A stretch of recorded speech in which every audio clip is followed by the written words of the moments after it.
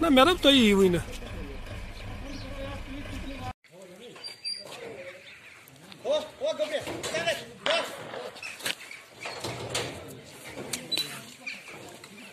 कल शाम को अनंतनाग पुलिस की हमारी टीम के पास एक स्पेसिफिक इनपुट आई थी 2 आतंकवादियों की मौजूदगी के बारे में। उस इनपुट के आने के बाद हमने इंडियन आर्मी की 3RR और CRPF की लोकल यूनिट को साथ लेकर गांव कंडीपुरा अनंतनाग में एक ज्वाइंट ऑपरेशन लॉन्च किया।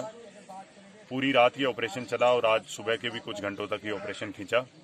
इस ऑपरेशन के दौरान हमने जो अंदर आतंकवादी थे उनको मौका दिया, अनाउंसमेंट्स की कि आप सरेंडर करें, बिकॉज हमारी कोशिश हमेशा रहती है कि लड़कों को किसी तरीके से बचाया जाए। But they refuse to surrender and they fired upon our parties.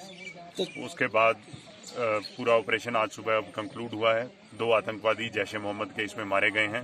Identity उनकी अभी असर्टन की जा रही है और वेपन्स और अदर आर्म्स एंड एम्यूनिशन की रिकवरी हुई है। Thank you. तो सर कितनी बड़ी कामयाबी है सिक्योरिटी फोर्सेस के लिए?